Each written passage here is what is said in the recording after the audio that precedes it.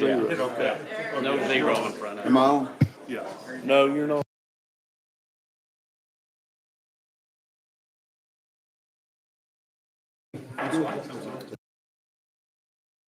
It's your district's what, 3?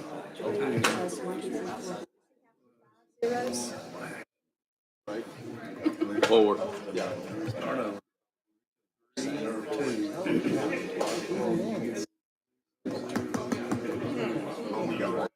I think the butter. Walk in? Yeah. I did. What's your district number? You Does that catch that? It could be.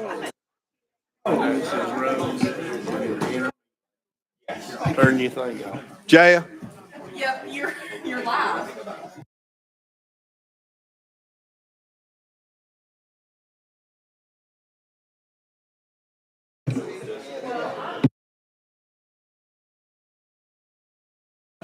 Exactly. I'm on. There you go. Thank you. Hold on.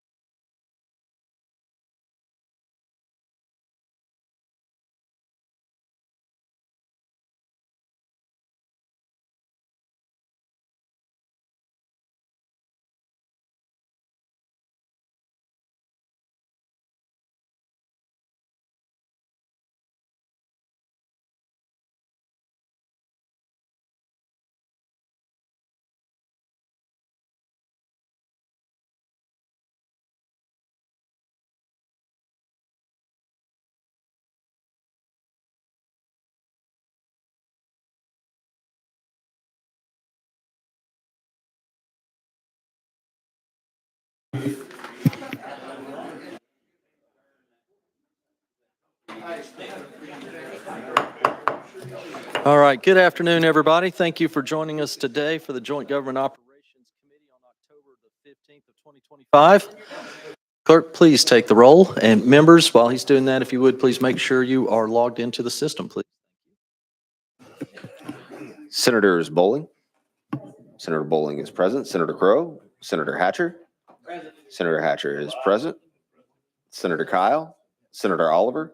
Senator Oliver is present. Senator Rose. Here. Senator Rose is present. Senator Seal. Present. Senator Seal is present. Senator Sutherland. Present. Senator Sutherland is present. Chairman Jackson. Here. Chairman Jackson is present. Representatives Clemens. Crawford. Present. Crawford's present. Faison. Faison's present. Fritz. Present. Fritz is present. Glenn. Here. Glenn is present. Hardaway. Here. Hardaway is present. Helton Haynes. Here. Helton Haynes is present. Mayberry. McKenzie. Parkinson. Here. Parkinson is present. Reedy. Renault. Present. Renault is present. Rudder. Present. Rudder is present. Cheryl. Present. Cheryl is present. Towns. Chairman Lafferty. Here. Chairman Lafferty is present. Mr. Chairman, you have a quorum in both chambers. Thank you for that. Before we begin, members, do we have any personal orders or announcements? Seeing none. Everybody in the crowd, this sounds loud today. Is it just me or is it? Okay, it sounds, yeah, thanks. That's up on the front row there, the front tables, we do have a public sign-up sheet for any comments. If anybody wants to make their way to sign up for comments, please feel free to do so. And let's see, please note, members, that item 17 has been requested by the department to be rolled to next month's meeting. So without objection, we'll go ahead and roll that item to next month.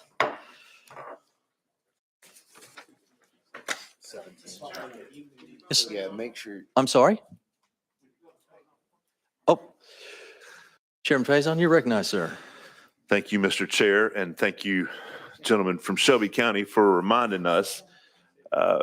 Might be a good idea for us to, since we're all together collectively, to remember what's going on with that explosion in Humphreys County, and maybe offer, with your indulgence, Mr. Chair, a prayer for those families and people.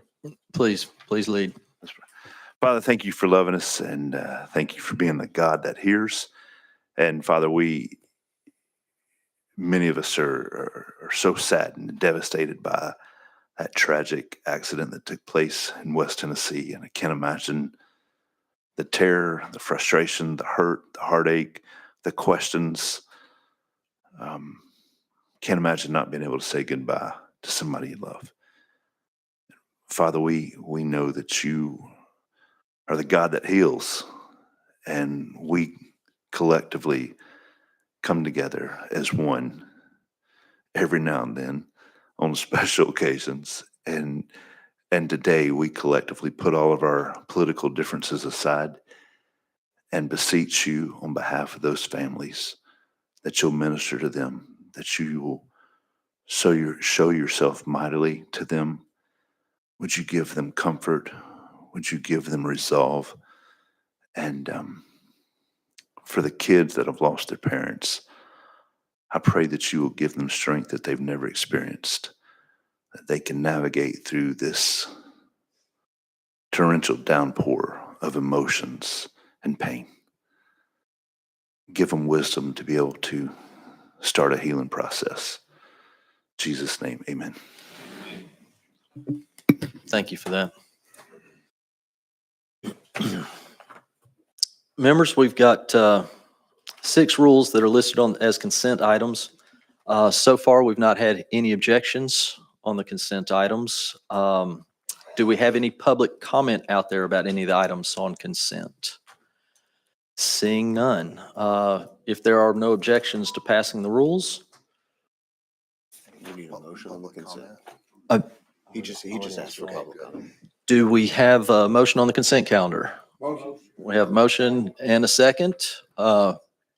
Ms. Clerk, go ahead and take the vote in the Senate.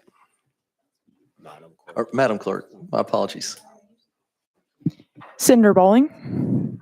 Senator Bowling votes aye. Senator Crowe. Senator Hatcher. Senator Hatcher votes aye. Senator Kyle. Senator Oliver. Senator Oliver votes aye. Senator Rose. Senator Rose votes aye. Senator Seal. Senator Seal votes aye. Senator Sutherland. Senator Sutherland votes aye. Chairman Jackson. Chairman Jackson votes aye. Chairman, you have 7 ayes. Thank you for that. Members in the House, all those in favor of passing the consent calendar indicate by saying aye. Aye. Any opposed? Ayes have it. The consent calendar passes on.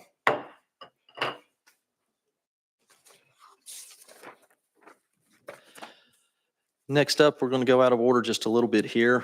Without objection, we're going to go ahead and take up item 24. Chairlady Haynes, you're recognized. Thank you, Mr. Chairman. I make a motion to stay the effective date of this rule repeal for 60 days. And we have a motion and a second. Do we have any objections? Without objection. Madam Clerk, would you please take the roll in the Senate, or take the vote in the Senate? Senator Bowling. Senator Bowling votes aye. Senator Crowe. Senator Hatcher.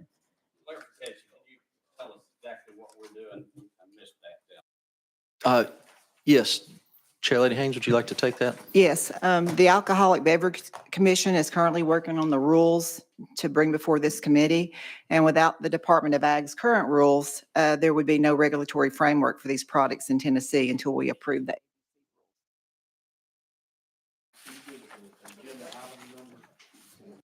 That was item 24. For 60 days. 60 days. Okay.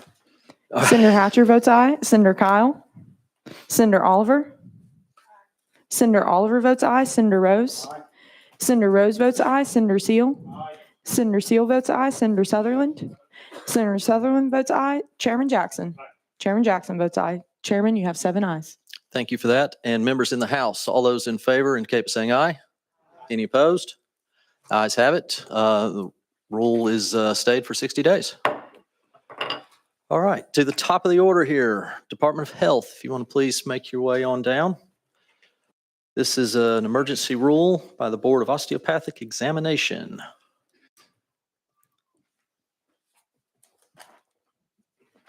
When you guys are ready, please introduce yourself for the record and give us a description of what we're looking at today, please. Good morning, Chairman and members of the committee. My name is Grayson Carter. I'm the Assistant Commissioner of Legislative Affairs for the Department of Health. With me today is Michael Varnell, who's the advisory attorney for the Board of Osteopathic Examiners.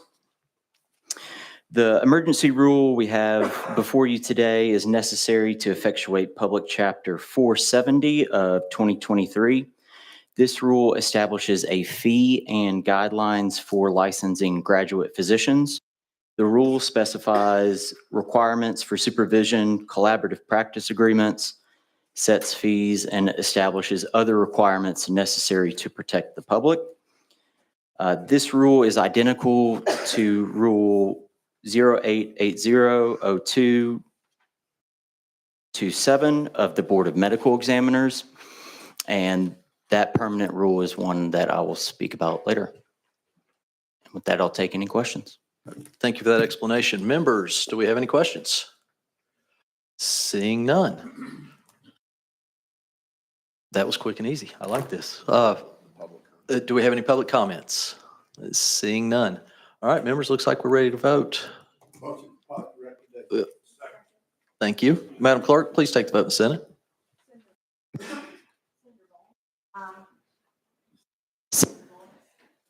Senator Bowling votes aye. Senator Crowe. Senator Hatcher. Senator Hatcher votes aye. Senator Kyle. Senator Oliver. Senator Oliver votes aye. Senator Rose. Senator Rose votes aye. Senator Seal. Senator Seal votes aye. Senator Sutherland. Senator Sutherland votes aye. Chairman Jackson. Chairman Jackson votes aye. Chairman, you have 7 ayes. Thank you for that. Members to the House, all those in favor indicate by saying aye. Any opposed? Ayes have it. Rule moves out with a positive recommendation. Next up, we have item number 2, Department of Disability and Aging.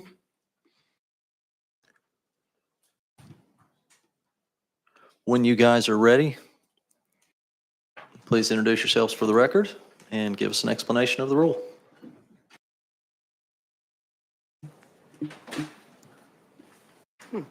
Hello? Oh, sorry, still red. Hi, I'm Teresa Sloan. I'm General Counsel for the Department of Disability and Aging.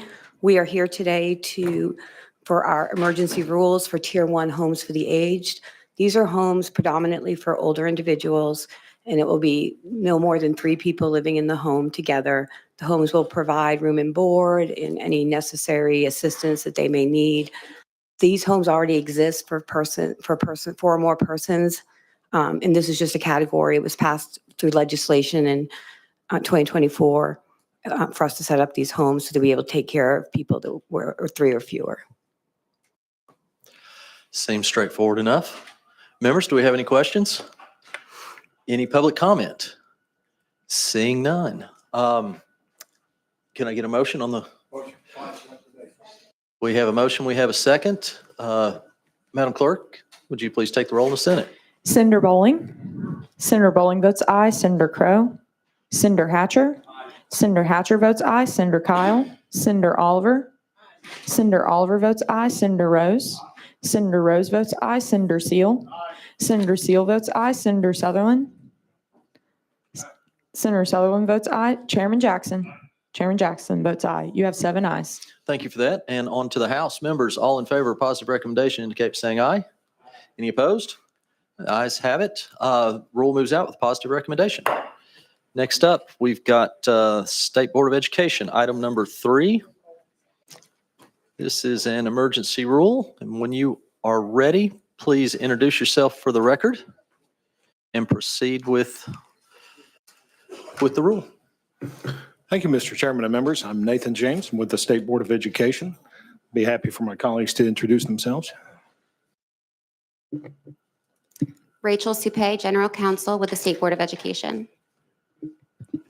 Anna Hall, Legislative Liaison at the Department of Education. Mary Ann Dursky, Chief Financial Officer, Department of Education. Thank you.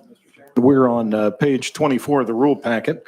This is the Charter Schools Emergency Rule 05201401.03. This rule outlines the requirements for calculation, allocation, and disbursement of state and local funds to charter schools in Tennessee.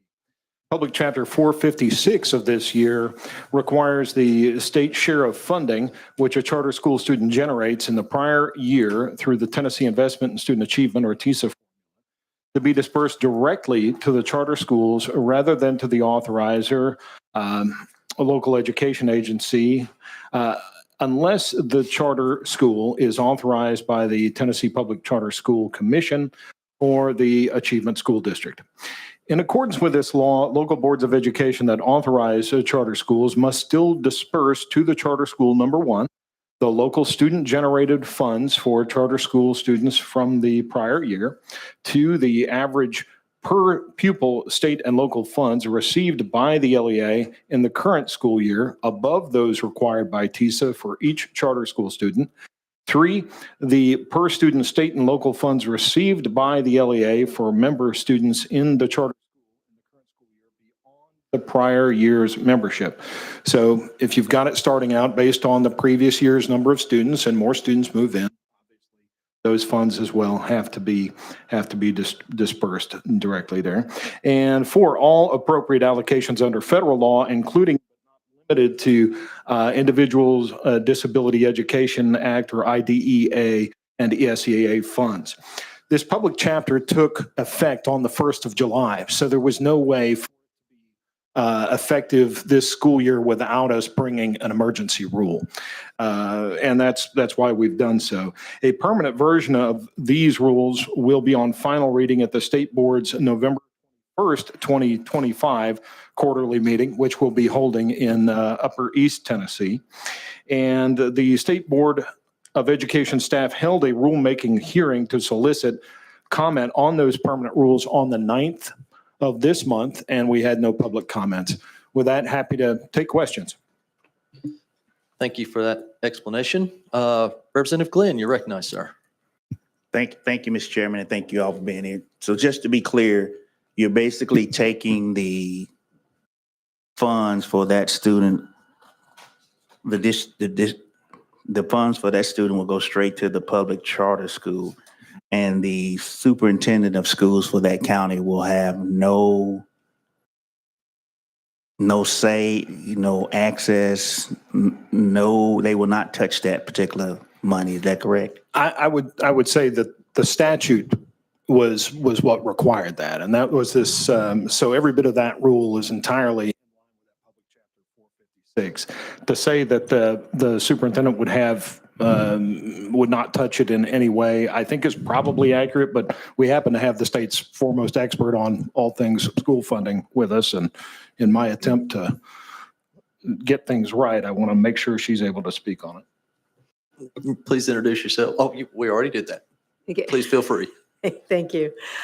Yes, it's the state portion of the TISA funding that goes directly from the state to the charter school. So it does, that piece of the charter school funding does not pass through the LEA anymore. You're recognized. Thank you, Mr. Chairman. Will the superintendent be responsible for accounting for it? Yes, the superintendent and the school district needs to account for all of the funds that their students generate, whether or not they actually pass through the bank account, if you will, of the district. You're recognized. I'll be honest, that's kind of disingenuous to the superintendent. If the superintendent has no control, how can they actually account for something that they never seen, never touched? Is it just a report gonna go to them and say, hey, we sent this money to the public charter school? You're recognized. Yes, what they actually will do is to report that their district as a whole, including those charter students, generated a certain amount of TISA funding. and they will report that on their final expenditure, or their final financial statement as part of their revenue received. What they show as an expenditure is merely a paper transfer of that money to the charter school. The charter school is responsible for reporting how those funds are actually spent. Thank you, Mr. Chairman. Representative Parkinson, you're recognized. Thank you, Mr. Chair, and thank you for your explanation.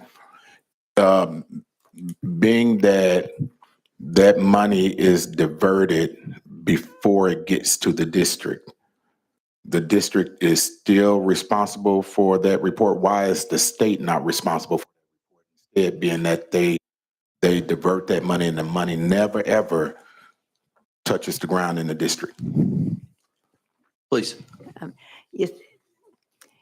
Because the funds were generated by that district students, they're required to report that they generated it. We provide the amount for them to include in their report. Okay. But they do not have to show, that's really the extent of their reporting, is to acknowledge that their students generated that funding and that it was transferred by the state to the charter school. Please. And so, but you're providing them with that dollar amount that they just simply add to their accounting ledgers. Am I correct? And does that provision of that dollar amount happen prior to them having to provide their accounting ledgers to the state or to whoever they provide it to?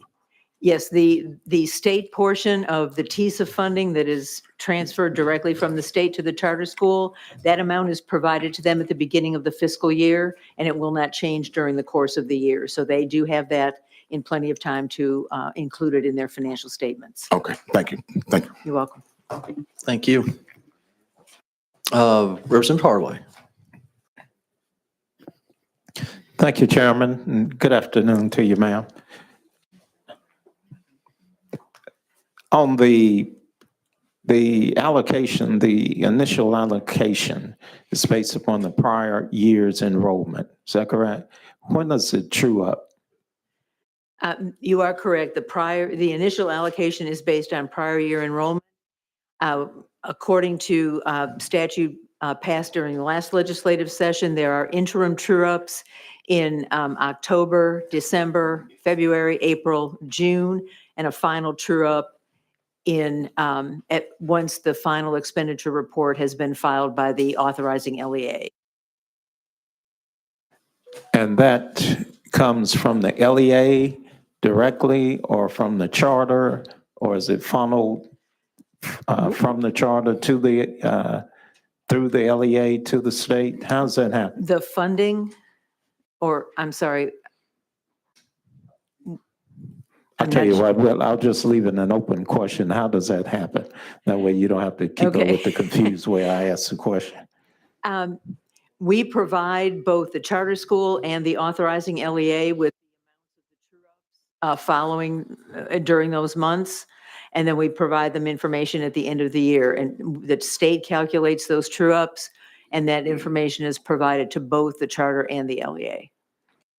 And if the charter has been overpaid, does that money come out of the LEA's coffers, or you just wait until the charter has it and then able to pay it?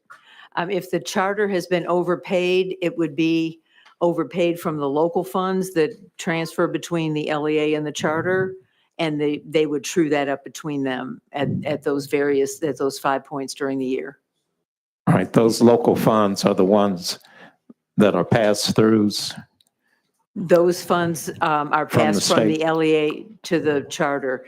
Only the state portion of TISA comes from the state directly to the charter. All right, and if it exceeds the local funds, is it just held out of next year's allotment? The way the TISA formula works and the charter funding, that state portion of TISA is set at the beginning of the year, and that will not change. It's the additional local that is adjusted during the year.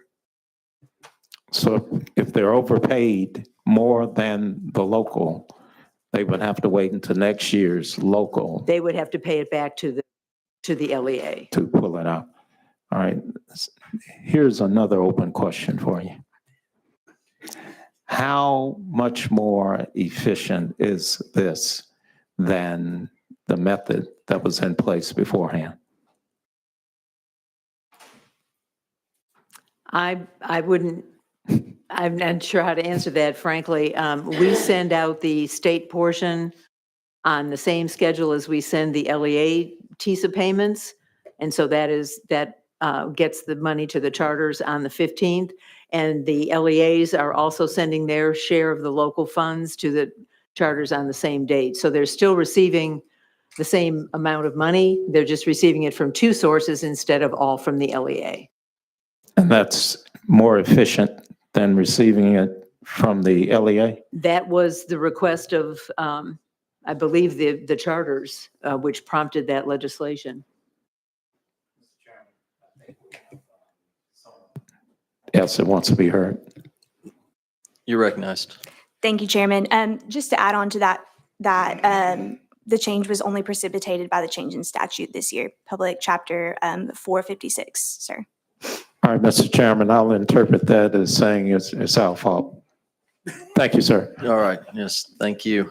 And just for the record, when we're talking about true up, if we've got people, I know we have a huge audience at home watching, sitting on the edge of their seat, but true up is just making adjustments to accommodate for changes in population and things like that of the student body. Is that correct? Thank you for that. All right. Members, do we have any other questions? Oh, Chairman Crawford, you're recognized, sir. Thank you, Mr. Chairman, and any of you guys can answer this if you know. I'm looking at the rule abstract on page 24 and on 25. I just need some clarification because this kind of seems a little open to me, but maybe give me some clarification. It says the rule changes provide additional detail on the calculation allocation, disbursements of state funds allocated directly to the public school charter. Can you clarify that, put it in terms that I can understand what you're exactly trying to get at here?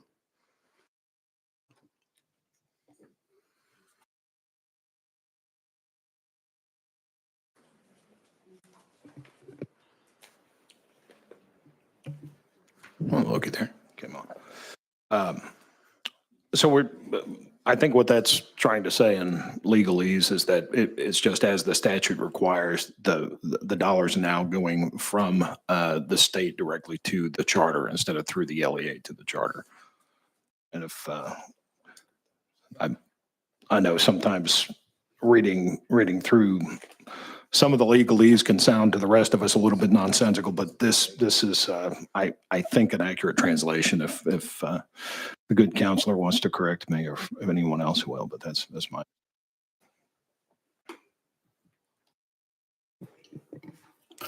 Rachel Supay, General Counsel for the State Board.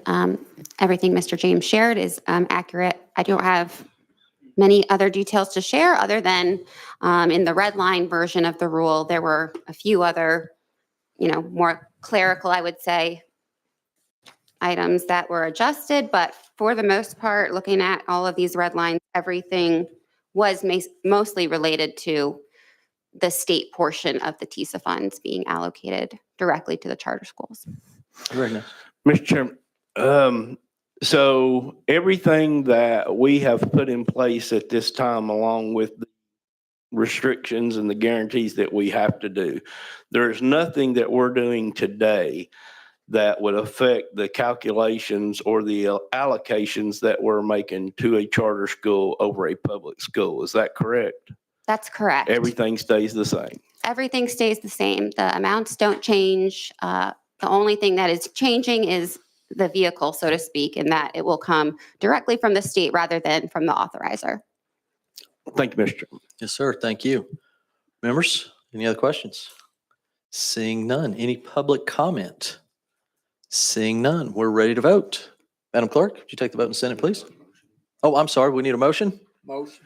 We have a motion. We have a motion and a second. Madam Clerk, please take the vote. Senator Bowling. Senator Bowling votes aye. Senator Crow. Senator Hatcher. Senator Hatcher votes aye. Senator Kyle. Senator Oliver. Senator Oliver votes no. Senator Rose. Senator Rose votes aye. Senator Seal. Senator Seal votes aye. Senator Sutherland. Senator Sutherland votes aye. Chairman Jackson. Chairman Jackson votes aye. Chairman, you have 6 ayes and 1 no. Thank you for that. Members in the House, all those in favor with the positive recommendation indicate by saying aye. Any opposed? If you want to be recognized as a no, please report that to the clerk. And we have a positive recommendation from both the House and the Senate. The rule moves out. Thank you. Next up, we have item number 4, the Tennessee Public Charter School Commission. You can clarify that the motion was for approval. You can clarify that last rule that it was for approval. And that last motion was an approval for a positive recommendation for the record. And members, thank you for coming down so quickly. If you are ready, please go ahead and introduce yourself and tell us the rule. Thank you, Tess Stovall, Executive Director of the Tennessee Public Charter School Commission. Good afternoon. Good afternoon. I'm Ashley Thomas, General Counsel for the Public Charter School Commission. And I'm Hayden Pendergrass, Director of External Affairs for the Charter School Commission. Thank you for having us here today. This is the emergency rule for approval of a charter school replication application. During the 2025 legislative session, the General Assembly passed Public Chapter 275, which added additional pathways for certain charter school sponsors to apply directly to the Public Charter School Commission. One of those pathways, called replication in statute, allows for a charter school sponsor who's had their school open for at least 1 year to apply either to the local Board of Education or to the Charter Commission to replicate with a school with the same academic focus within the same geographic district that they currently operate. With the charter school application cycle beginning December 1st, we file this emergency rule to govern any applications that the commission may receive. That is until we approve the permanent rule, which is getting approved by the Charter Commission tomorrow, October 16th. This rule currently mirrors the New Start application process, which is governed by State Board of Education. And includes current components of our New Start appeal process, which include a capacity interview with the proposed sponsor, a public hearing in the school district in which the school proposes to locate. We did hold a rulemaking hearing on October the 1st for this rule, and we received no public comments. And I'm happy to take any questions about this rule. Thank you for the explanation. Members, do we have any questions? Representative Glenn, you're recognized, sir. Thank you, Mr. Chairman. Just to be clear, this new rule allows a public charter school to not even go through the local LEA. They can and get approved. Is that correct? So the current, this proposed rule mirrors the statute. And what the statute now says is that a sponsor who is operating a charter school has, if they would like to apply to replicate the school that they're operating, they have the choice to either apply to the local Board of Education or they can apply to the Charter Commission. It is the sponsor's choice. If they apply to the commission, then this rule would govern the commission's process. Yes, sir. You're recognized. Thank you. So basically what I said, they can bypass the local LEA and come straight to you if they so choose. It's up to the Yes, that charter is school correct. In accordance with statute. sponsor. Mhm. Okay, thank you. Representative Parkinson, you're recognized. Thank you, Mr. Chair. And so once they apply directly to you, and if it is approved, then that particular school will stay under the purview of the Charter Commission. Am I correct? That is correct. So in essence, they could have one that is operating under the purview of the district that may have been approved, and then another that is operating under the purview of the Charter Commission. That is correct. Okay, which is the second state-run school district, correct? That's correct. Okay, okay. And if they are what is the criteria that would be used for approval under the Tennessee School District Number 2 for approving these applications? Is it based on, is there some type of success metrics or academic metrics? What's the criteria for that? Sure. So under the statute, in addition to the creation of this pathway, it also required the State Board of Education to create the replication application and rubric that any authorizer, so the local Board of Education or the commission, has to use when evaluating these applications. So that would include evaluating their academic model, their financial model, their academic and operational and financial success.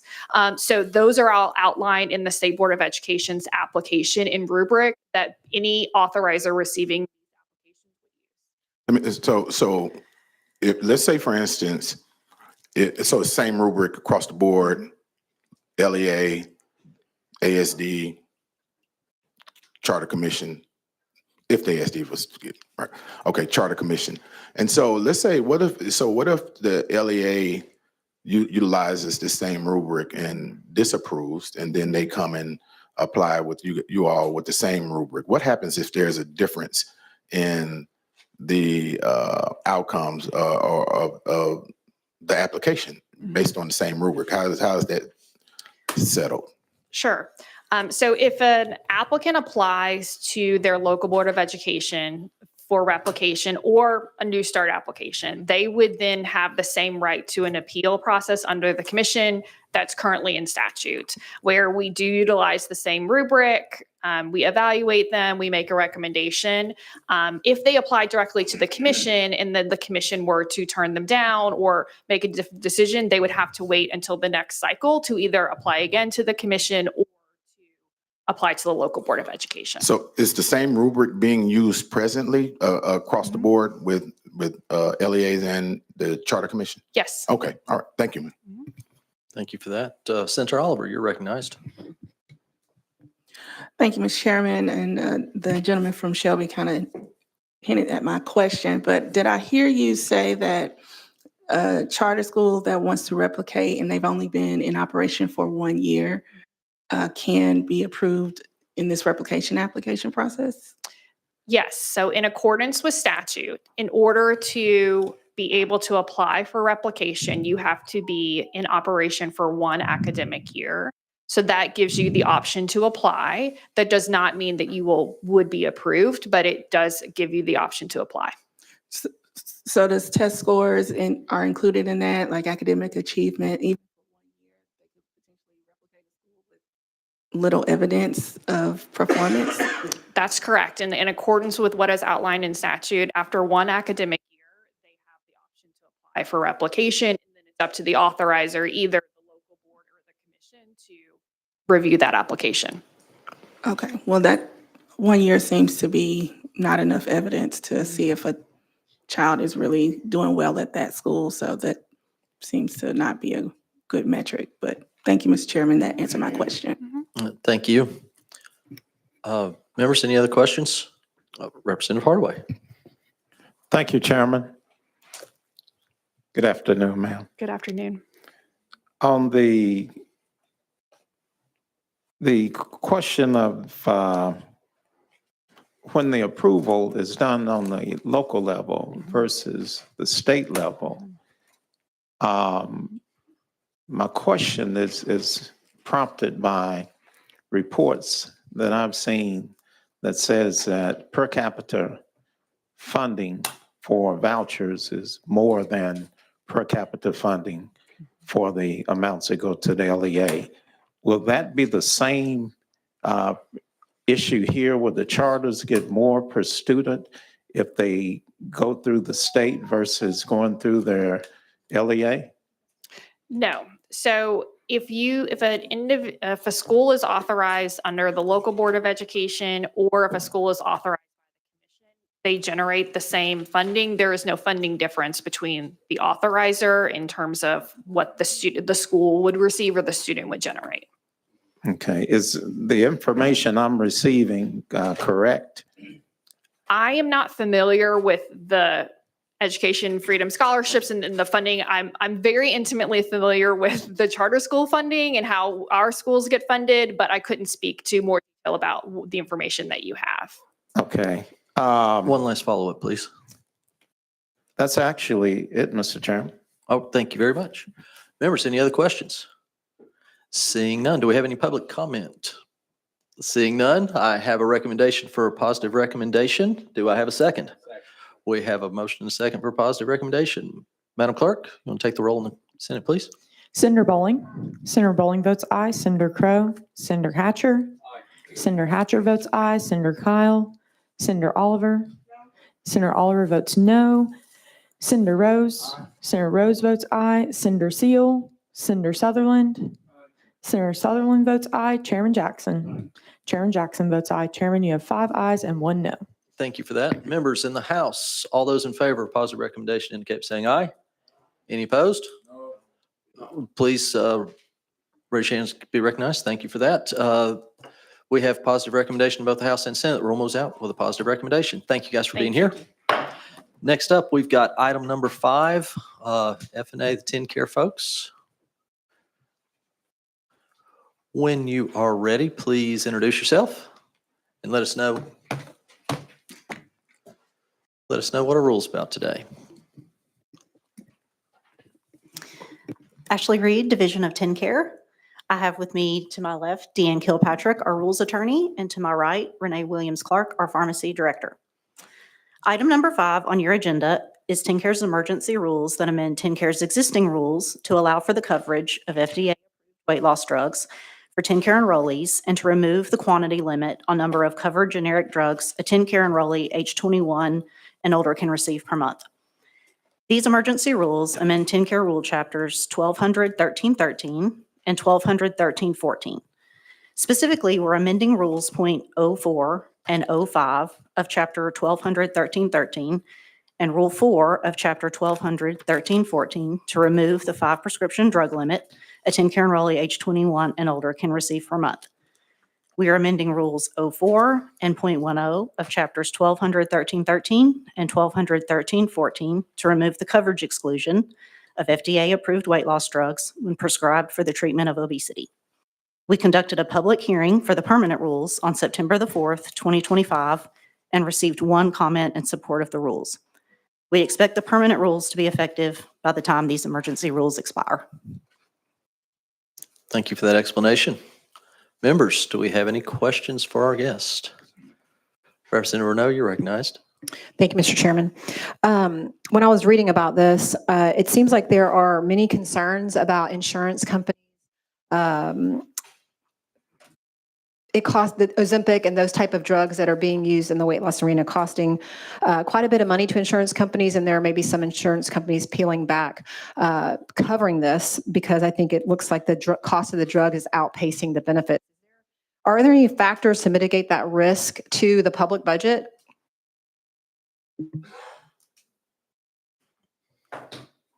We got you up here.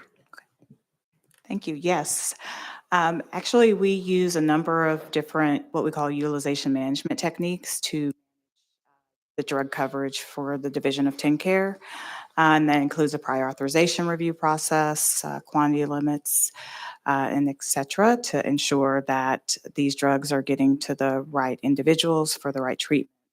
That's backed by our medical necessity rules. And so we evaluate from the standpoint of evidence-based drug and clinical evidence to determine who is the best candidate to receive a drug.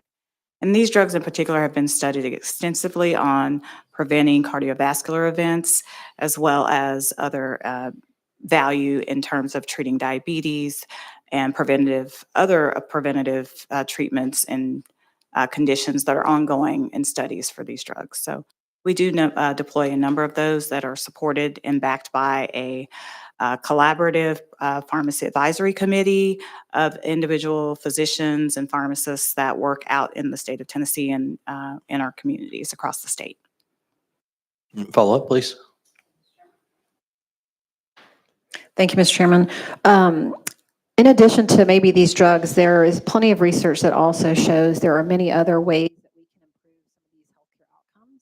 So is there any coaching prior to receiving an FDA-approved drug on the other ways that they can improve their health with exercise and change and other many other plethora of items that can be done before they go down the path of medication that potentially would cost the state an exorbitant amount of money, at least as compared to what private insurance companies are already struggling with in this area?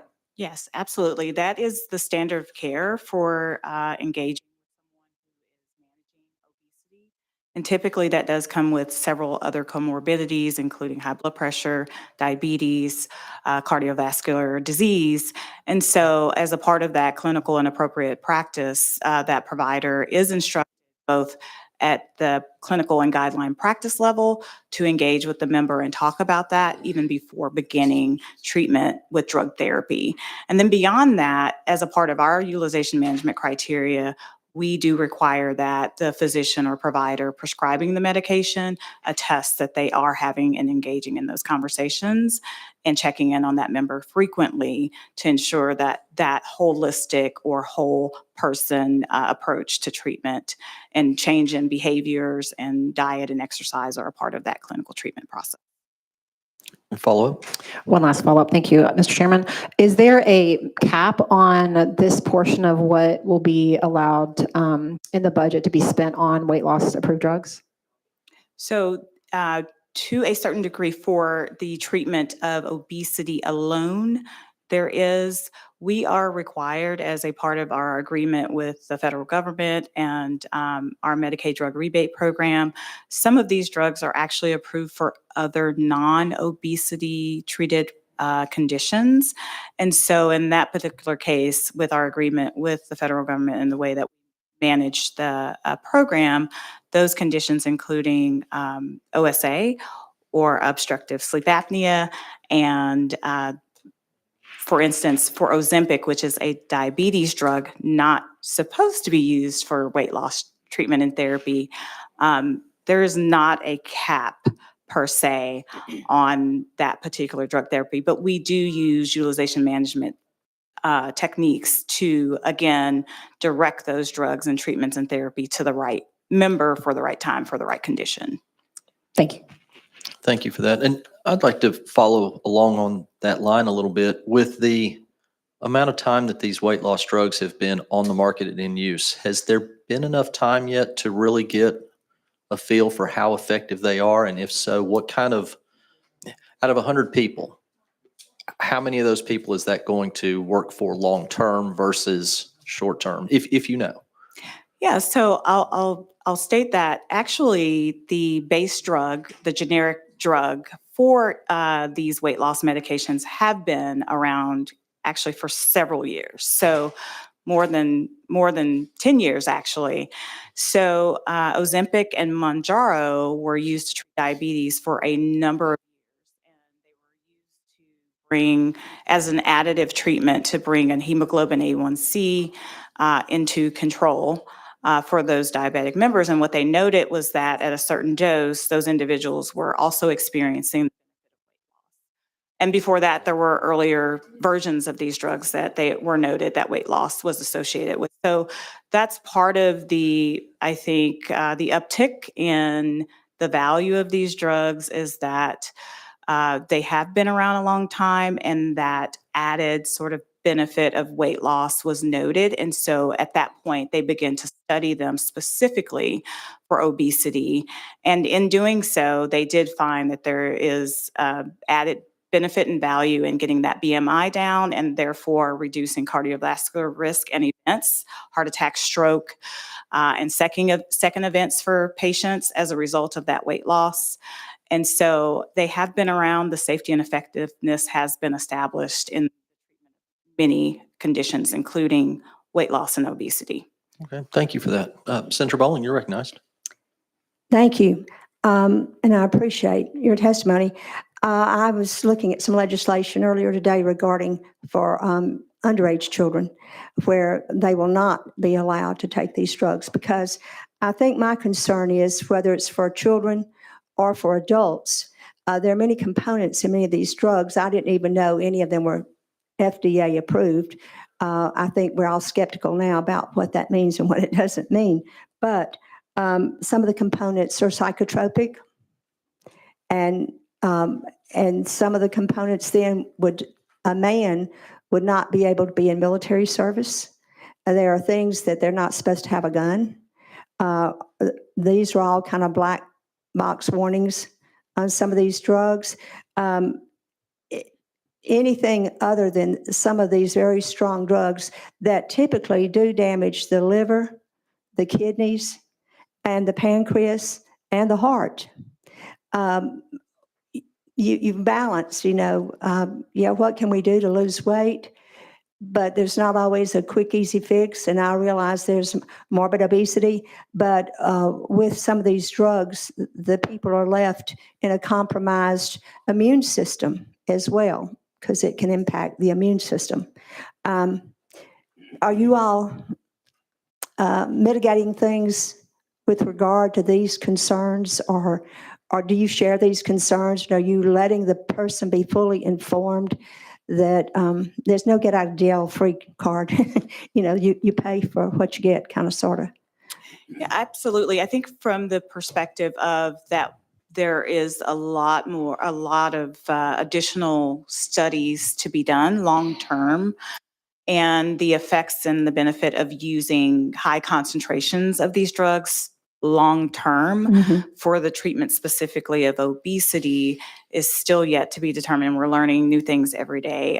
Originally, it was thought that they work in slowing down digestion, and therefore that was the only way in which they were working to provide a benefit. But there are studies that show that there is a component that is psychological that maybe reduces the craving that is needed. And so there is, I think, with anything, a potential for abuse or overdoing or over taking a dose that's over the amount. And so those types of things can be managed with quantity limits and monitoring from our perspective, but also from the prescriber and the member having discussions about taking the dose appropriately as well.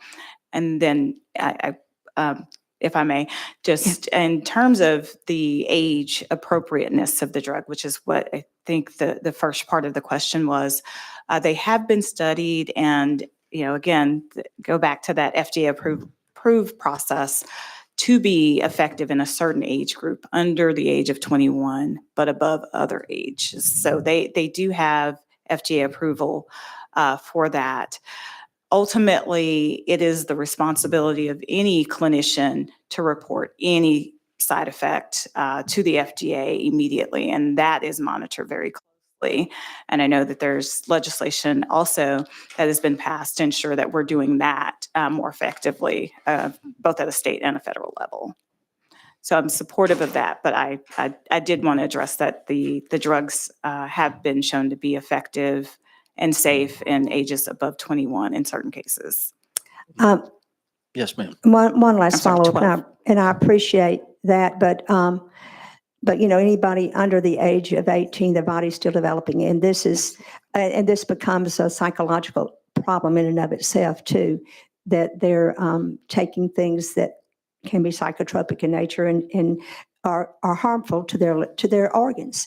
And so they are left with that compromised immune system and other things for the rest of their life. It doesn't really dissipate.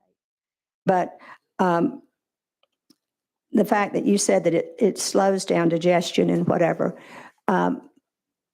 that's altering major actions of the body, which there's a point of no return in all of these things. So one last question, though, is many of these products are over the counter. Actually, the GLP-1s are only available by prescription unless individuals are seeking out different versions, sometimes through mail order and things like that. And so while you could not technically walk into a pharmacy or technically call a pharmacy and say, I want to start this medication without some sort of clinical review by a clinician that is prescribing and supporting that treatment. Okay, so these essentially are not over the counter. They're not accessible. Correct. And There is still a process and a clinical review that is required in order for someone to receive those, even through mail order. Okay, and so this person cannot self-prescribe. These are not available if you want to pay for them yourself.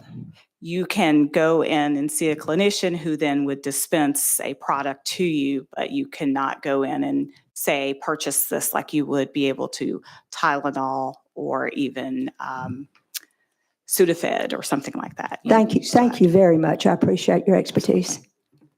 Thank you for that. Members, any other questions? Representative Hardaway, you recognize, sir. Thank you, Mr. Chairman, and good afternoon to you.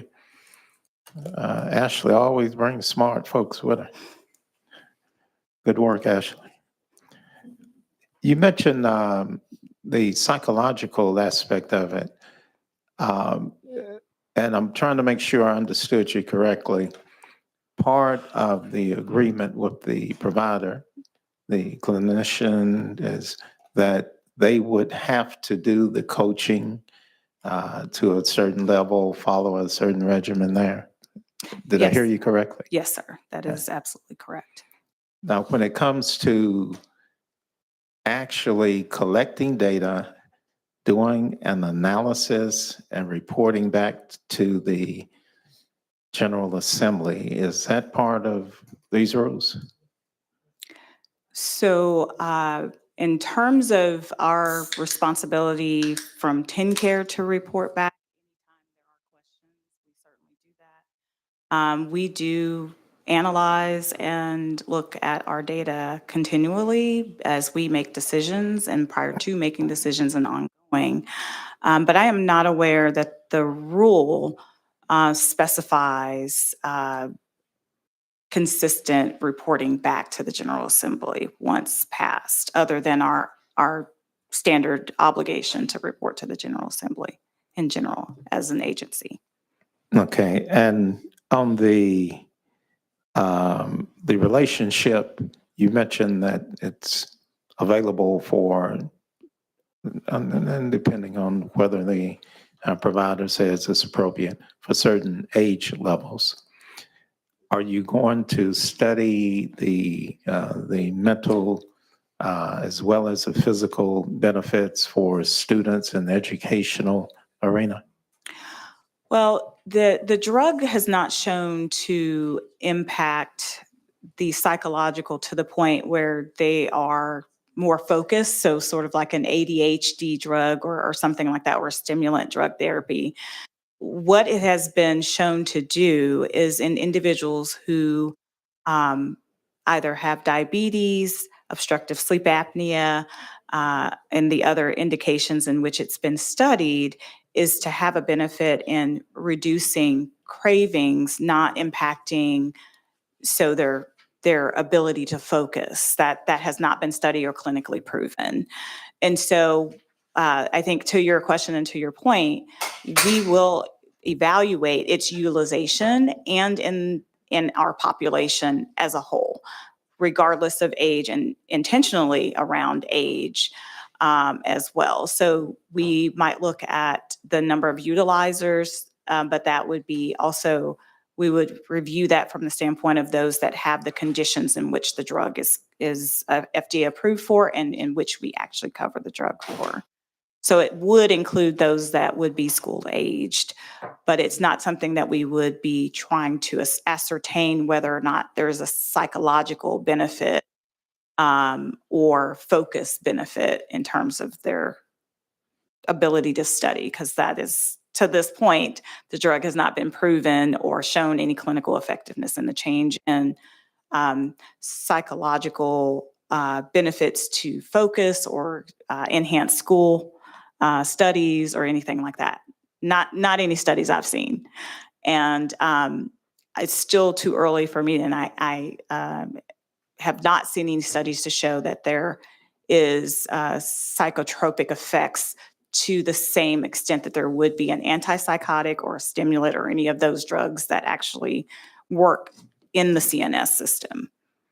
All right, Mr. Chairman, at some point, I'm going to want to talk to you and the education experts about getting that data collected, analyzed, and reported back to the General Assembly, but not just on the issues of the focus, but also the self-esteem, how all of that translates into academic performance. But thank you for your presentation. You presented well. Thank you, Chairman. Thank you. Yes, sir. Thank you. And thank you for reading all those reports. Appreciate that. Members, any further questions? Seeing none. Any public comment? Seeing none. Madam Clerk, would you please take the vote? Oh, I'm sorry. I keep doing this. We have a motion for a positive recommendation. And we have a second. Madam Clerk, would you please take the vote in the Senate? Senator Bowling. Senator Bowling votes no. Senator Crow. Senator Hatcher. Senator Hatcher votes aye. Senator Kyle. Senator Oliver. Senator Oliver votes aye. Senator Rose. Senator Rose votes aye. Senator Seal. Senator Sutherland. Chairman Jackson. Chairman Jackson votes aye. Chairman, you have 4 ayes and 1 no. Thank you for that. And on to the House. Members, all in favor of positive recommendation indicate by saying aye. Any opposed? We've got a couple of no's. Please raise your hand and be recognized. All right. Members, it looks like we have a positive recommendation from both chambers. Rule moves out with a positive. I'm sorry, excuse me 1 second. We'll go with the House recommendation. We only had 4 or 5.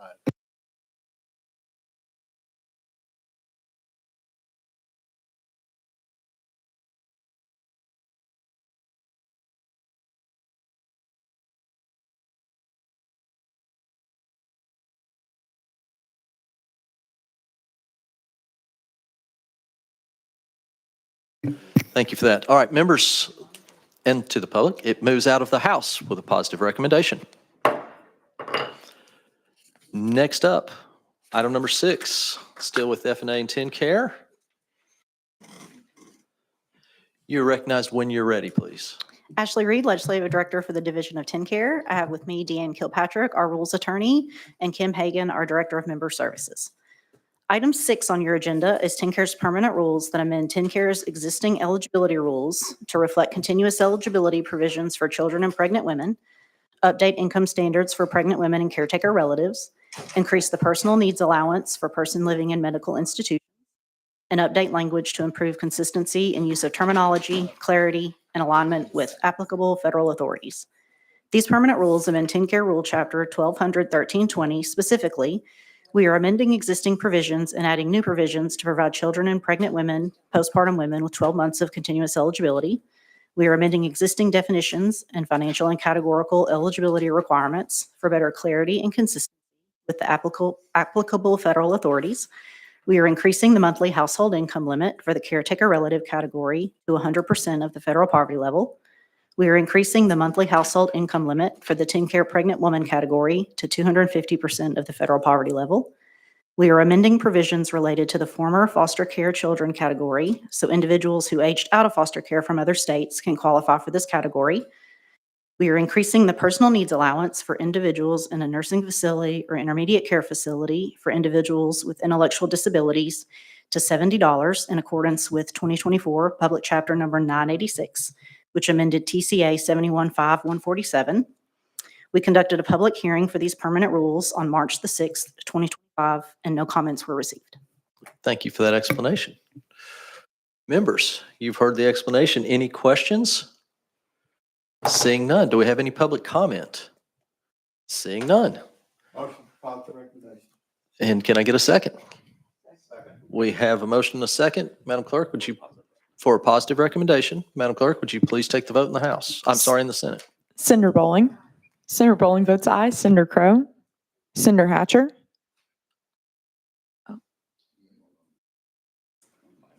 We lost it.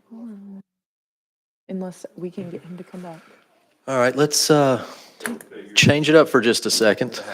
Let's go ahead and move on over to the House. And we will take a vote in the House as I talk slowly to draw out some time. All those in the House in favor of a positive recommendation, please indicate by saying aye. Any opposed? The ayes have it in the House. Madam Clerk, when you are ready in the Senate, please proceed with your taking of the vote. Do you want me to start with Hatcher or go from the top? Senator Hatcher? Aye. Senator Hatcher votes aye. Senator Kyle? Senator Oliver? Senator Oliver votes aye. Senator Rose? Aye. Senator Rose votes aye. Senator Seal? Senator Sutherland? Chairman Jackson? Aye. Chairman Jackson votes aye. Chairman, you have 5 ayes. Thank you very much for that. We have a positive recommendation coming out of both chambers. Rule moves out with a positive recommendation. Thank you, ladies. Item number 7, we have the Tennessee Auctioneer Commission. Please come on down. When you are set, please introduce yourself for the record and let us know what the rule's about today. Good afternoon, Mr. Chairman and members. Reed Witcher. I'm the Assistant Commissioner for the Division of Regulatory Boards at the Department of Commerce and Insurance, joined by Candace Dawkins, our Legislative Director. The rules before you today are in response to the Tennessee Auctioneer Commission's retrospective rule review as required by TCA 5213. The rules simplify the format of the Commission's civil penalty schedule and clarify practices of continuing education providers. The rules also remove the requirement for licensees to return their physical license to the Commission. The Commission conducted a rulemaking hearing on May 19th, 2025, and no public comments. With that, I'm happy to answer any questions. Thank you for that explanation. Members, do we have any questions? Seeing none, do we have any public comment? Oh, I'm sorry. My apologies, Representative Parkinson, you're recognized, sir. Thank you, Mr. Chair. I was just trying to see if we can get the legislative director to give us her best auctioneer ramble. I'd like to hear that too. Unfortunately, I will not be performing my version of an auctioneer. I wish former Representative Carr was here to do that, but. You're recognized. I guess we'll let her off the hook, Mr. Chair. All right. Okay. Thank you for that moment of levity there, Representative Parkinson. We appreciate that. All right. Any public comment? Seeing none, we are ready to vote. Madam Clerk, would you take the vote in the Senate? I'm sorry. Motion and a second for a positive recommendation are in place now. Thank you for keeping me straight. You're recognized. Please take the vote in the chamber, in the Senate. Senator Bowling? Senator Bowling votes aye. Senator Crow? Senator Hatcher? Senator Hatcher votes aye. Senator Kyle? Senator Oliver? Senator Oliver votes aye. Senator Rose? Senator Rose votes aye. Senator Seal?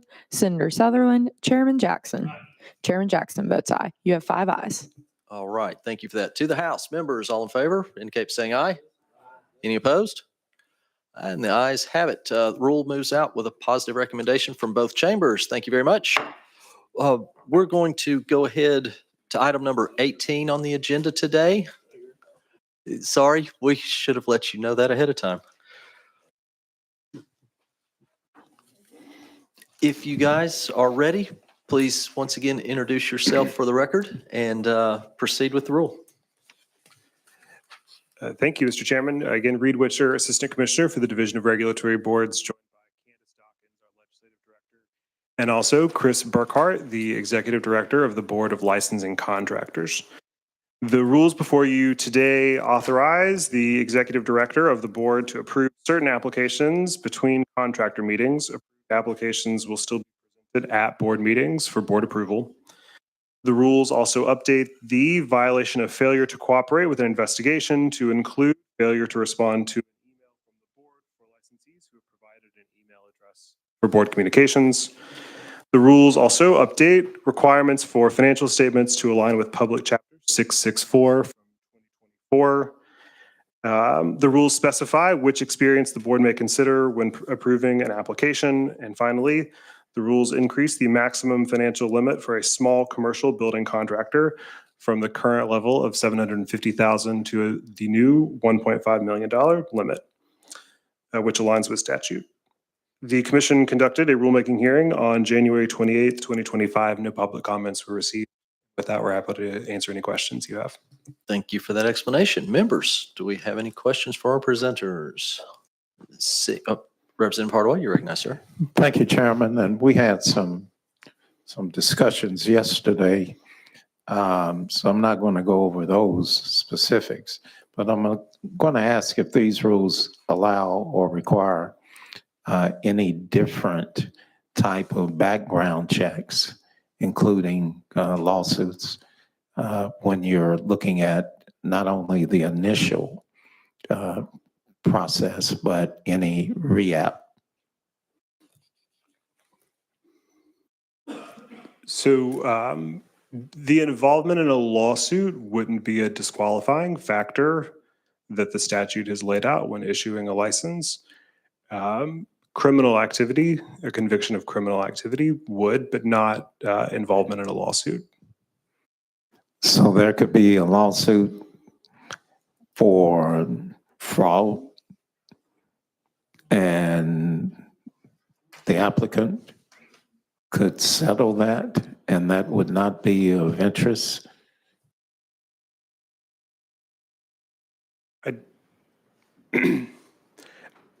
I'm not an expert on civil litigation, but I don't know that there could be someone who is, if it was a lawsuit that was settled, I don't know that we would have a record of the terms of that settlement, but that wouldn't be a factor. That would be a part of what we're able to consider as a part of statute.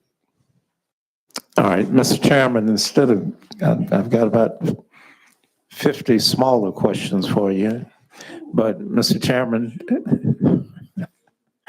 what I'm going to do is ask if we can submit some written questions, and that the department would be required to come back and after they responded in writing.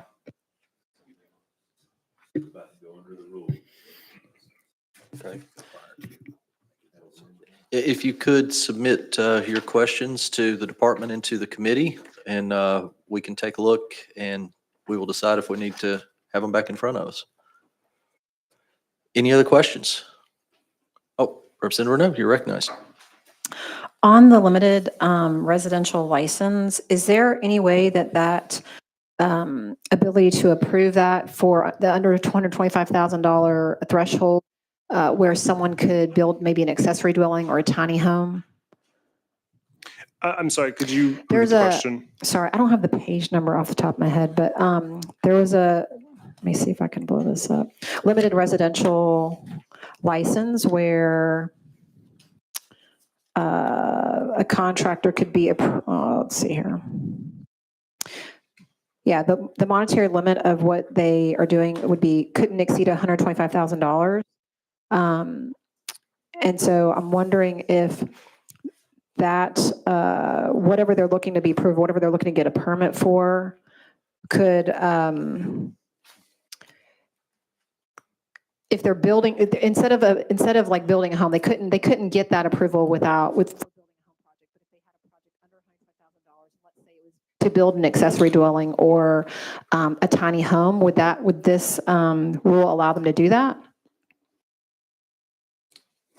Let me see. I'm being told yes. Pardon? Yes. It will. Okay. Yes. Any follow-up? Thank you. All right, thank you for that. Seeing no further questions, do we have any public comment? Seeing none, Madam, we need a motion. We have a motion for positive recommendation. Do we have a second? We have a second for positive recommendation. Madam Clerk, please take the vote in the Senate. Senator Bowling. Senator Bowling votes aye. Senator Crow. Senator Hatcher. Senator Hatcher votes aye. Senator Kyle. Senator Oliver. Senator Oliver votes aye. Senator Rose. Senator Rose votes aye. Senator Seal. Senator Sutherland. Chairman Jackson. Chairman Jackson votes aye. Chairman, you have 5 ayes. Thank you for that. And to the House members, all those in favor of a positive recommendation indicate by saying aye. Any opposed? The ayes have it. Moves out with positive recommendation from both chambers. Thank you guys for being here. Next up, item number 8. We're back to the regular scheduled programming. Oh, my mistake.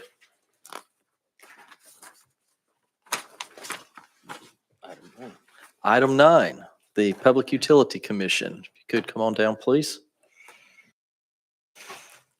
When you are ready, if you would introduce yourself for the record and tell us about the rule.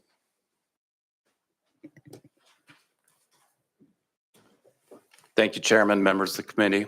My name is Tim Schwartz. I'm Director of Communications for the Public Utility Commission. I'm joined by Kelly Cashman-Grams, our General Counsel, and Jerry Kettles, who helped out with the rules. I'm going to let Kelly kind of kick it off and present our rule and answer any questions you may have. Okay, when you're ready, please. Thank you. Good afternoon, Chairman and committee. As part of the Commission's ongoing retrospective review under the UAPA, the Commission amended and modernized its permanent practice and procedure rules. The Commission engaged the public and interested stakeholders in the rulemaking process through an initial workshop and a rulemaking hearing. As described in the rules package, the agency received helpful public comments and incorporated most of them. The language has been updated for clarity and readability, and some rules have been reorganized where appropriate. Substantive revisions include providing direct customer notice of rate changes, amendments to filing procedures to include email and online forms. Parties that claim that information should be confidential must specify the basis for their claim. Other improvements to the discovery process were made to promote informal discovery, reduce unnecessary filings that delay proceedings, and encourage settlements. Thank you for your consideration of our rules. Thank you for that explanation. Members, do we have any questions? Seeing none. Any public, oh, sorry, Representative Hardaway, you're recognized, sir. Thank you, Mr. Chairman. And as usual, I just want to make sure that we put on the record, none of these rules will impact MLG&W or MLG&W customers. That's correct. All right. Any further questions? Any public comment? Seeing none. Entertain a motion. We have a motion for a positive recommendation. Do I have a second? We have a second. Madam Clerk, you take the vote in the Senate, please. Senator Bowling. Senator Bowling votes aye. Senator Crow. Senator Hatcher. Senator Hatcher votes aye. Senator Kyle. Senator Oliver. Senator Oliver votes aye. Senator Rose. Senator Rose votes aye. Senator Seal. Senator Sutherland. Chairman Jackson. Chairman Jackson votes aye. Chairman, you have 5 ayes. Thank you for that. And to the House members, all in favor indicate by saying aye. Any opposed? Ayes have it in both chambers. Rule moves out with positive recommendation. Thank you guys for being here.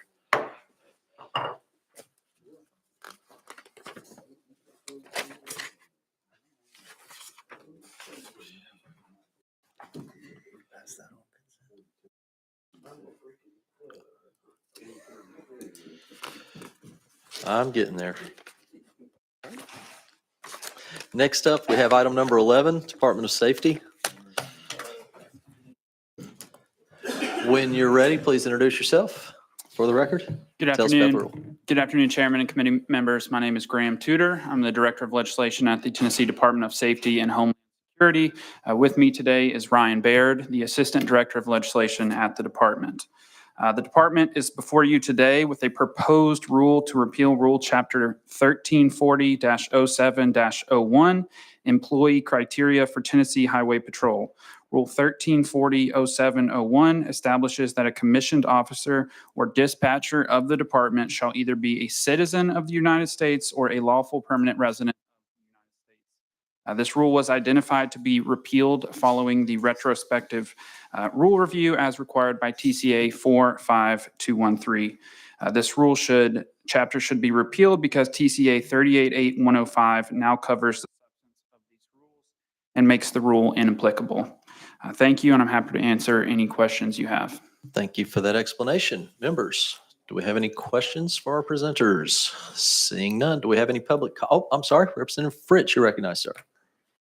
Thank you, Mr. Chairman. Thank you all for your time today. Just to make sure the rule change does not allow foreign citizens to work for the Tennessee Highway Patrol. Thank you for that question, Representative Fritz. Lawful permanent residents and United States citizens can be law enforcement. And that's in state law, and we just follow what's in state law. Thank you. Thank you. Seeing no further questions, do we have any public comment?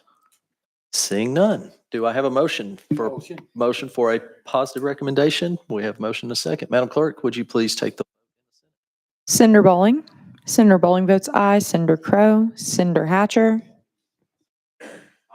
Cinder Hatcher votes aye. Cinder Kyle. Cinder Oliver. Cinder Oliver votes aye. Cinder Rose. Cinder Rose votes aye. Cinder Seal. Cinder Sutherland. Chairman Jackson. Chairman Jackson votes aye. Chairman, you have 5 ayes. Thank you for that. And to the House, all those in favor of positive recommendation, please indicate by saying aye. Any opposed? The ayes have it in both chambers. Rule moves out with a positive recommendation. Thank you guys for being here.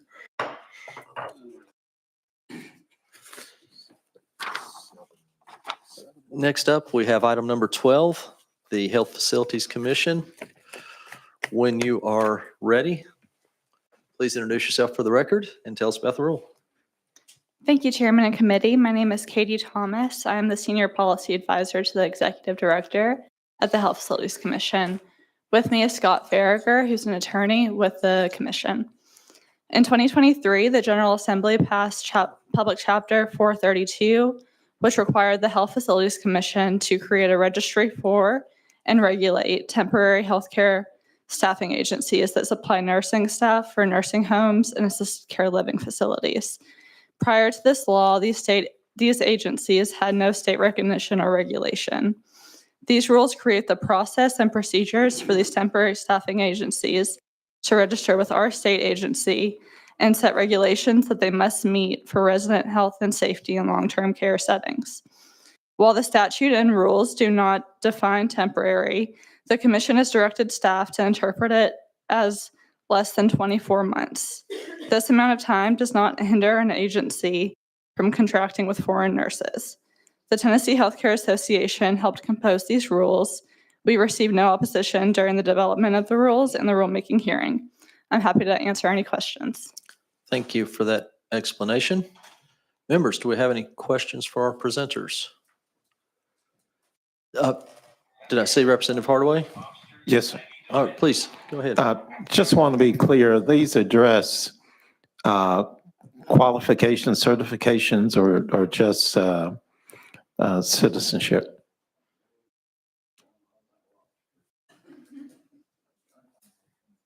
Good afternoon. Good afternoon. Okay. So essentially, these rules are designed to create the guidelines for the agencies themselves. So it creates standards for which any staff that are supplied by these agencies have to meet those requirements that are within the rule and the statute. That is included, yes. And will you do spot audits by showing up and checking records? How do you guarantee compliance? So within the implementation of the rules and the registry itself, there is the methodology to allow for auditing through complaint audit review, or there's primarily it would be a desk review function, because some of the like potentially where the locations of the businesses are out of state, so it makes it not really feasible to go to those. But there is a desk review component as well, and the ones that there is the potential for on-site review if it's within the state. All right. Thank you, Chairman. Yes, sir. Thank you. Any other questions? Seeing none, do we have any public comment? Seeing none. Do I have a motion for a positive recommendation? Motion for positive recommendation. And a second? Second. We have a motion and a second. Madam Clerk, would you please take the vote in the Senate? Cinder Bowling. Cinder Bowling votes aye. Cinder Crow. Cinder Hatcher. Aye. Cinder Hatcher votes aye. Cinder Kyle. Cinder Oliver. Cinder Oliver votes aye. Cinder Rose. Cinder Rose votes aye. Cinder Seal. Cinder Sutherland. Chairman Jackson. Chairman Jackson votes aye. Chairman, you have 5 ayes. Thank you for that. To the House, members, all in favor indicate by saying aye. Any opposed? Ayes have it in both chambers. Rule moves out with positive recommendation. Thank you very much for being here. Next up, item number 14, the Board of Communication Disorders and Sciences. When you are ready, please introduce yourself and tell us about the rule. Good afternoon, Chairman and members of the committee. My name is Grayson Carter. I'm Assistant Commissioner of Legislative Affairs for the Department of Health. With me is Michael Varnell, who is the advisory attorney for the Board of Communications and Sciences.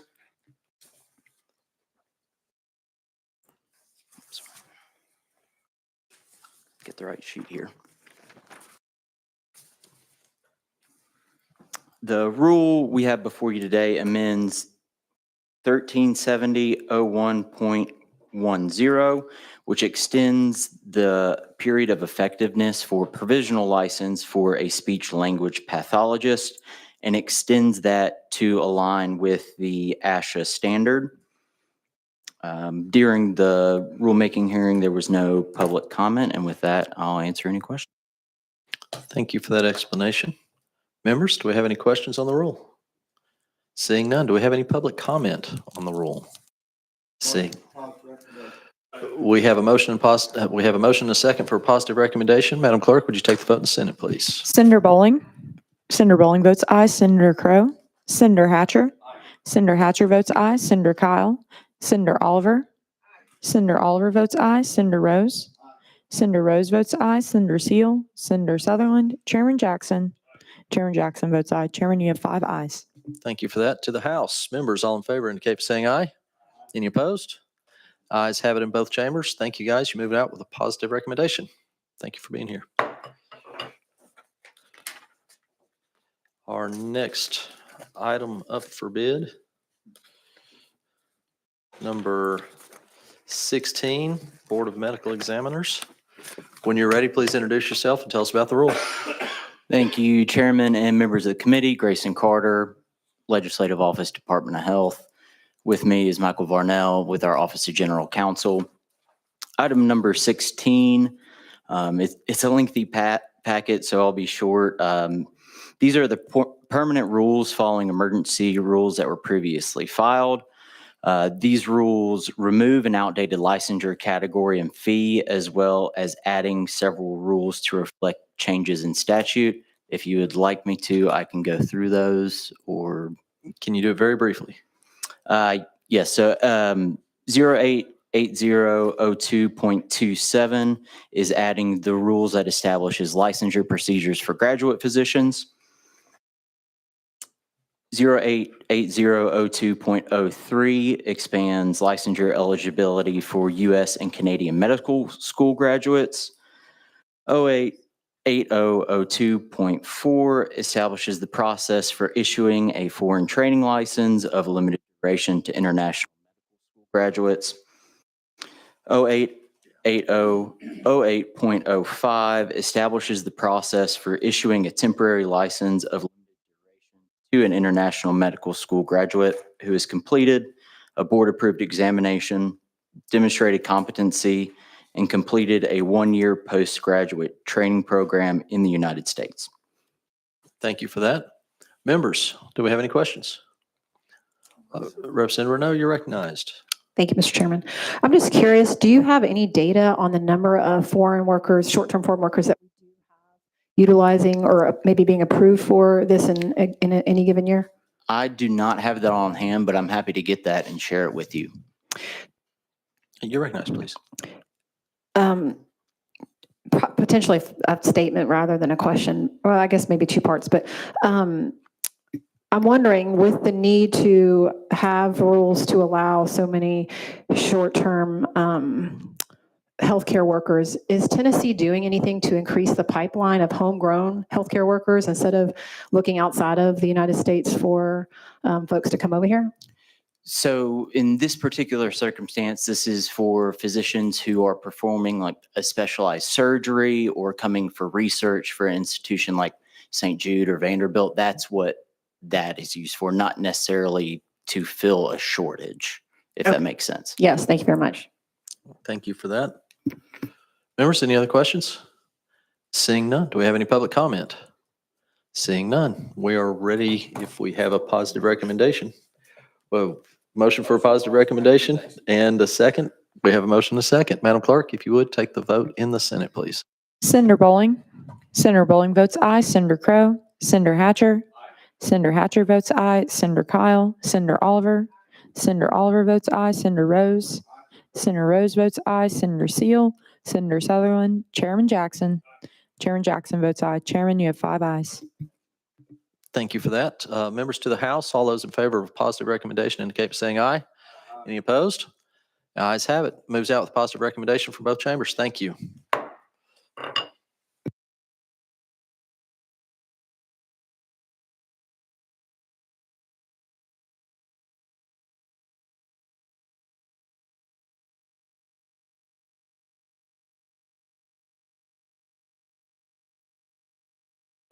Next up, we're on item number 19. Oh, I'm sorry. Please. Papers are getting thick up here. Item number 21, the Air Pollution Control Board. You guys would please come on down.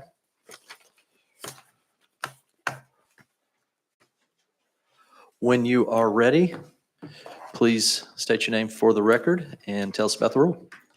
Good afternoon, Chairman and Committee. My name is Emma Ousley. I serve as the Assistant Director of Legislation for TDEC. With me, I have Mr. Jimmy Johnston, who's with our Air Pollution Control Division. TDEC's Division of Air Pollution Control is proposing rulemaking today to streamline procedure and ensure clarity within the regulated community. The rulemaking makes 3 changes. First, it is proposing to incorporate by reference all national emissions standards for hazardous air pollutants, otherwise known as NESHAP, from 40 Code of Federal Regulations Part 61 and 63. Second, the rulemaking is proposing practical changes to the asbestos portion of the NESHAP program to allow for electronic submittals and the use of state-specific forms. Third, the rulemaking is proposing additional minor changes that include clarifying asbestos inspection procedure, who can perform asbestos inspections, when a notification and waste generator labels are needed, and adding definitions for facility and visible emissions. No comments were received during the public comment period. We respectfully request a positive recommendation on this rule and welcome any questions that you may have. Thank you. Thank you for that explanation. Members, do we have any questions for our presenters? Representative Parkinson, you're recognized, sir. Thank you, Mr. Chair. Emma, can you say that again? I'm just kidding. I'm just kidding. Thank you. Happy to. Appreciate that. Representative Hardaway, you're recognized, sir. Thank you, Mr. Chairman. Do these rules in any way, shape, or form affect the way that gas turbines such as the one with XAI in Memphis will be treated and regulated? I'm going to let Jimmy take that one.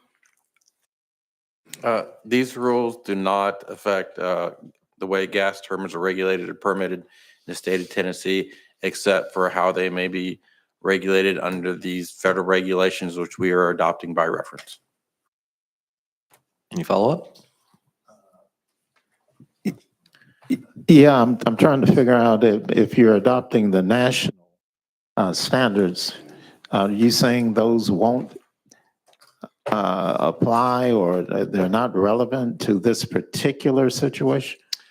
Yes, sir, we are adopting the national standards that would apply to gas turbines and engines that might be used at data centers such as XAI. They're already adopted into our rules, and this is simply updating them to whatever the latest version is.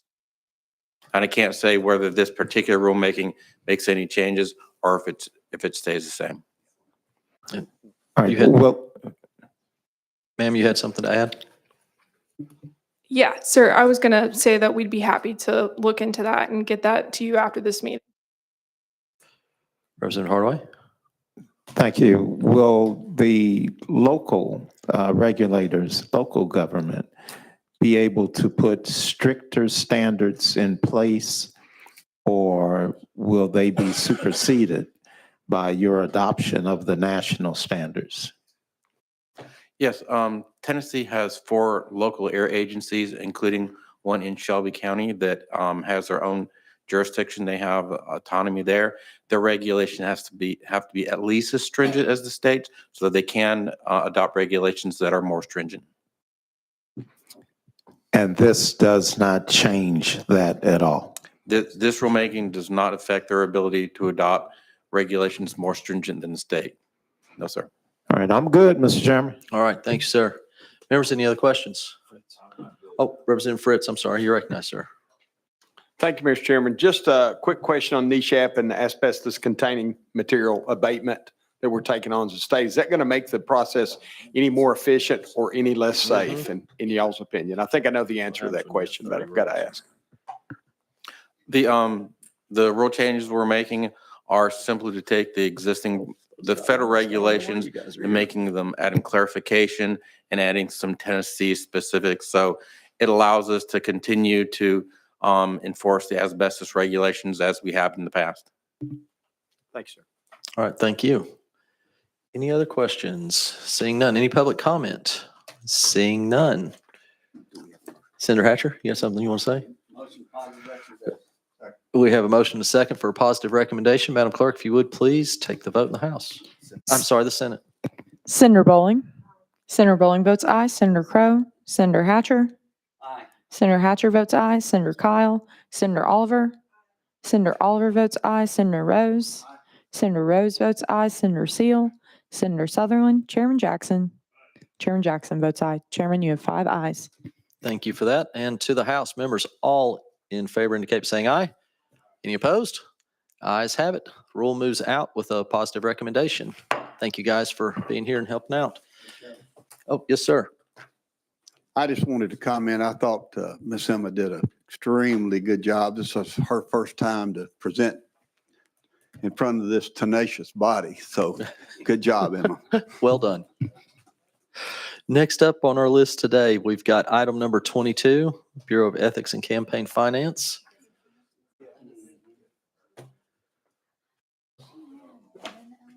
When you gentlemen are ready, please introduce yourself for the record and tell us a little bit about the rule. I think I've got some comments prior to this. Chairman Faison, you're recognized. Thank you, Mr. Chair. And gentlemen, I just want you to know that if I chaired this committee like I did years ago, knowing the esteem and your jobs, I would have never made you wait this long. I would have put you at the front, but unfortunately this chair. So, just remember that when you have to audit people. Out of order. Representative Parkinson, you're recognized. Thank you, Mr. Chair. I don't know if this is just a Senate thing or do we all invoke Rule 13 on this? That's a good question. I'm just kidding. Thank you, Mr. Chair. Good question. No, thank you. Anybody else want to get in on this? No? Okay. Gentlemen, when you're ready, please introduce yourself for the record and tell us about the rule. Thank you, Mr. Chair. Bill Young, I'm the Executive Director of the Bureau of Ethics and Campaign Finance. Seated to my left is Lance Purcell, the Assistant Director of the Registry of Finance. We would love to have our General Counsel here with us today, but unfortunately her last day was yesterday, and she's the one who did most of the work on these rules. I do appreciate Leader Faison's comments, and they are duly noted for the record. If it please you, really what we've got here on both 22 and 23, as you know, it's the Bureau of Ethics and Campaign Finance, but really two. The Registry Board, which does campaign finance, and the Ethics Commission, which does a statement of interest for local state candidates, lobbyist regulation, and some ethics, and a lot of education. These rules have not been revised really since probably the early 2000s. They certainly haven't been revised in the 6 years I've been at the Bureau. There have been a lot of statutory changes in the interim. And really all these rules do, they're revised to reflect the various statutory changes back so that the rules are consistent with today's statutes. I'm happy to answer any questions you might have about those, and certainly we are here to seek a positive recommendation. Thank you for that. Members, do we have any questions? Seeing none. Oh, I'm sorry. Representative Hardaway, you're recognized, sir. Thank you, Mr. Chairman.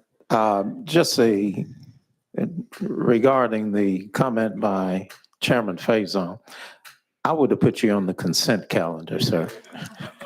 Mr. Hardaway, that is also duly noted for the record. If you ever have to appear before the registry board, I understand. You will be helped by that comment, I hope. Anybody else? Any other questions? Chairman Crawford, do you have a question? I don't have a question. I'm gonna make a motion. All right. Do we have any public comment? Seeing none. I make a motion. We- All right. Madam Clerk, please take the vote in the Senate. Senator Bowling? No. Senator Bowling votes aye. Senator Crowe? Senator Hatcher? Is this for 22 and 20? Just 22. Senator Hatcher votes aye. Senator Kyle? Senator Oliver? Senator Oliver votes aye. Senator Rose? Senator Rose votes aye. Senator Seal? Senator Sutherland? Chairman Jackson? Chairman Jackson votes aye. Chairman, you have 5 ayes. Thank you for that. And members in the House. And Chairman Hardaway, if you want your no to be recorded. All right. I may have misspoke there. We have a positive recommendation for both chambers. Moves out the positive recommendation. Thank you, gentlemen. And it looks like you're up next. So go ahead when you're ready, sir. Same statement for the Ethics Commission, just update with our statutes, much less changes. They ask for a positive recommendation. So, all right, we got any public comment? Seeing none, we have a motion and a second for a positive recommendation. Madam Clerk, in the Senate, would you please take the vote? Senator Bowling? Senator Bowling votes aye. Senator Crowe? Senator Hatcher? Senator Hatcher votes aye. Senator Kyle? Senator Oliver? Senator Oliver votes aye. Senator Rose? Senator Rose votes aye. Senator Seal? Senator Sutherland? Chairman Jackson? Chairman Jackson votes aye. Chairman, you have 5 ayes. Thank you for that. And to the House members, all in favor indicate by saying aye. Any opposed? At your own risk. All right, looks like the ayes have it in both chambers. Rule moves out with a positive recommendation. Thank you, gentlemen. Mr. Chairman, members of the committee. Next.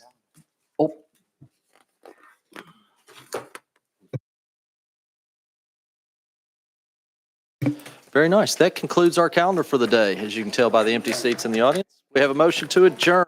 Thank you all for being here today. We started 15.